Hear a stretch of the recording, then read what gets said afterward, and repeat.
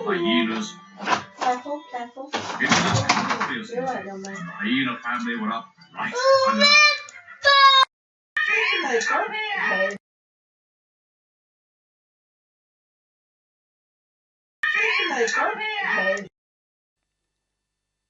Hello and welcome.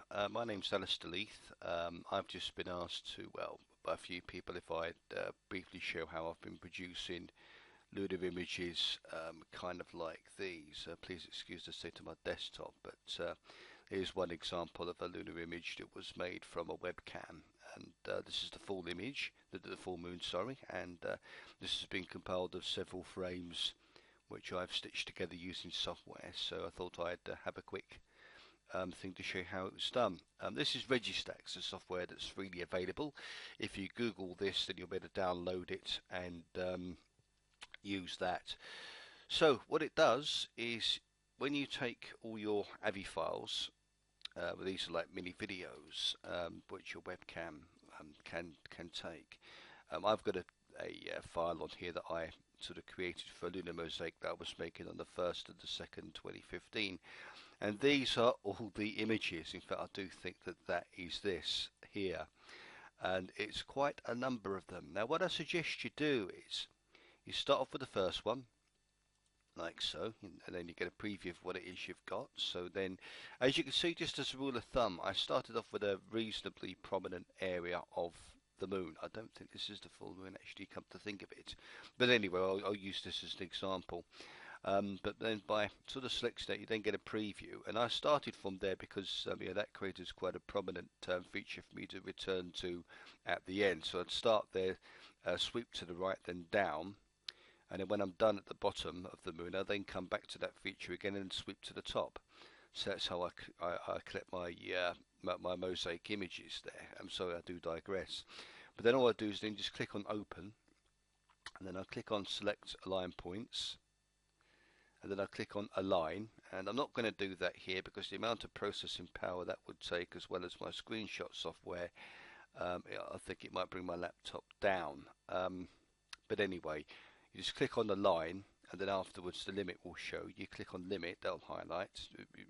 Then afterwards you click on stack, and then what happens is you're then left with a simple image, a stacked image, which you then save. Now you don't go and play with the wavelets because then it will look a bit off. You just save the image pretty much as it is.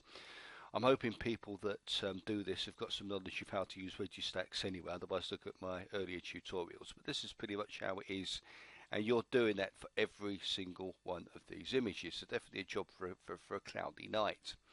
And then once you're done there, close that one down, we then pull up Microsoft Ice.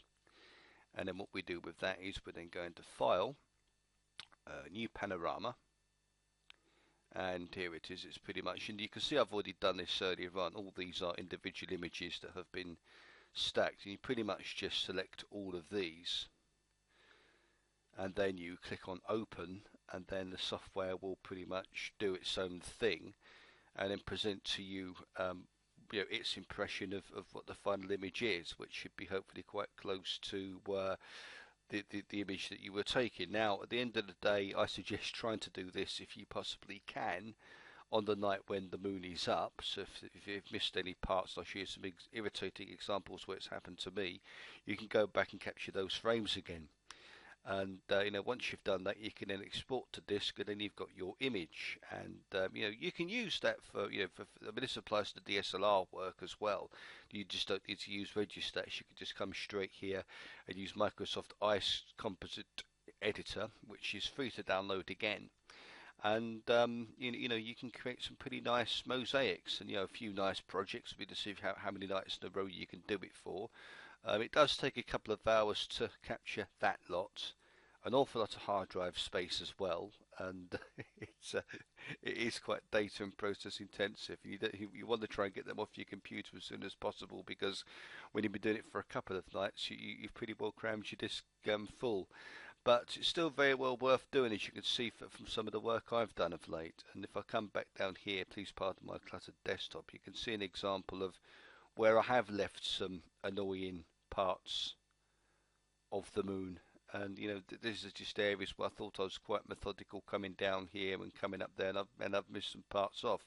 One of the most irritating parts, do I have it? There we are. Yeah, I missed that chunk out just there. So you can see just sort of what size of area was being covered by the webcam as I was going across the way. And what you're doing is you're literally scanning all the way across the moon, taking say 500 frames a piece. I mean, I was doing 1500, but it's too many for the desk for the computer to handle that many. It's too much space. But you can start off at an area where you recognise. I mean, up here perhaps, or maybe down here. I think I actually started one of this mosaic in this area here, because then I could then scan across, up and across, up and across, capturing every frame all the way across, 500 throws at a time. Then when I'm done up here, I can then come all the way back down from here, go across, and then start going down south, and don't miss little bits out. So that's a lot of how it's done. And of course, once you've captured your frames, as I say, into Registacks, where you can stack each frame in turn. And this is a 1000 frame that I've got here. In fact, if I just click on a line, see what happens. So as you can see, that's going for 1000 or so frames now. It's going to take a bit of time because I'm recording at the same time, but still it's a reasonably quick rate. It's up to 20% already. So that's just stacking all 1000 frames there for that frame of the moon. And even if you're not successful, some of these shots, I mean, I'd be quite pleased with that by itself. And then you can attack it with the wavelets and maybe put it up to Facebook, or even print it off if you want to. So I'll just waffle on here for another 30 seconds or so while it finishes its bits here. It's not very long. Don't worry, I won't do it for every single file, just this as an example. I know I said I wasn't going to do it, but I'm more daring than that, and I think people that know me know I'd have a go anyway. So now that's been done, then we go into limit, and might be where it might be a bit of a problem, and then stack. And then that is where it's stacking all those images. It goes blank to save on memory, I imagine. Yeah. I shall pause and I shall come back. And here it is, the final image. And a lot of people would come into wavelets at this point, but don't, because if you start tampering with this, then it's going to look a bit off compared to the rest. And plus, it's going to take you a long time then to complete your mosaics. All you do instead is just go for save the image. And there you have it. I mean, I'm not going to do it because I've probably already got it sitting up there. And then what you do is you go through each and every file sequentially once you've done that. So once you've done with that one, you'll then continue with that one, and then that one, and then that one, repeating the process all the way through until you've got every single stacked image. And then you can come to your Microsoft Ice, and as I demonstrated, you can then come and stitch. This isn't such a long job, this one, but it does take a few minutes. But I'm not going to show in the video how to do this. But I suppose some people ask me now if I can. But it's just going to take a long time to... so just hold down the Shift key and then the low arrow, select the whole lot, and then click on Open. And then that pretty much goes at it autopilot. And then you see an image that what it thinks you've got there, and if it looks pretty much like what you're trying to get goody, go for export to disk. If not, then maybe have a look through your file, see what you can throw out, because if you've got a couple of duplicates in it, I think it does confuse it. So that's pretty much how we do that. So I'd like to say thank you for watching, and I hope it's been informative for you. Cheers.